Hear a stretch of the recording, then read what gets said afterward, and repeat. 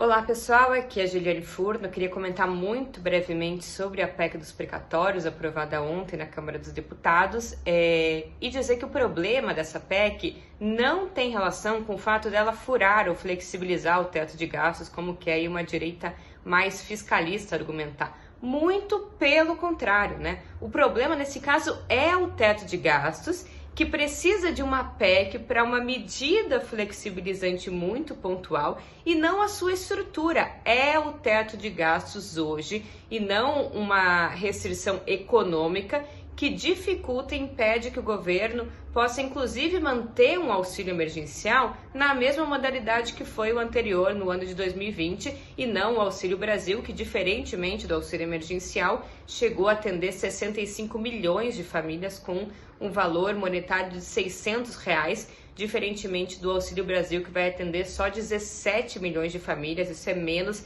do que os 20 milhões que comprovadamente passam fome no Brasil, com o valor de R$400. Se tinha dinheiro antes, por que não tem dinheiro agora? Né? Se tinha dinheiro no período mais grave da crise, por que agora precisa aprovar uma PEC para dar calote nos precatórios, aquilo que foi transitado e julgado, que é dívida da União,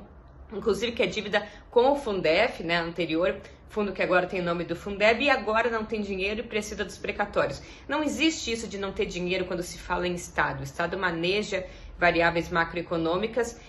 que fazem com que o seu volume de gasto possa depender da despesa corrente e isso possa virar dívida pública nesse período e ser paga conforme vai andando e crescendo a atividade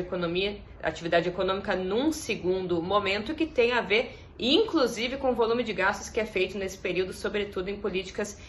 de transferência de renda. Por outro lado, tem um efeito bastante nefasto na economia, porque se hoje a dívida pública é completamente solvente, ou seja, não existe desconfiança de que o Estado não pague seu endividamento público, ainda que elevado, porque se ele não tem dinheiro para pagar o título hoje, ele rasga esse título e lança um título novo no mercado, e sempre tem agentes dispostos a comprar títulos públicos, porque são os títulos mais seguros que existem, mesmo em períodos de taxa de juros baixa. Basta olhar qualquer leilão do Tesouro Nacional para vocês verem. Quando o Estado, sim, passa a dar calotes em precatórios, sem nenhuma justificativa econômica, aí ele faz com que, por exemplo, os precatórios que são usados para fazer uma série de intermediações financeiras possam ser utilizados com deságio e que sim, os agentes econômicos privados possam aí sim exigir taxas de juros maiores na curva de juros por um motivo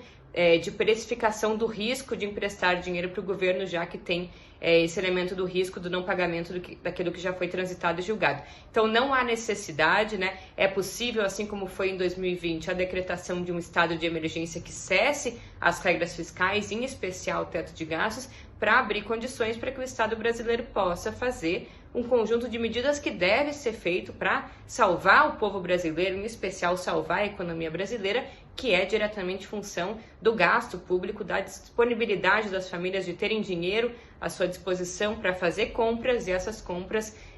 são a realização de uma série de vendas no comércio e de produção da indústria, que é isso que dinamiza o mercado interno e faz a economia retomar sua capacidade de crescimento, e é o crescimento do PIB que vai fazendo reduzir a proporção da dívida em relação ao produto.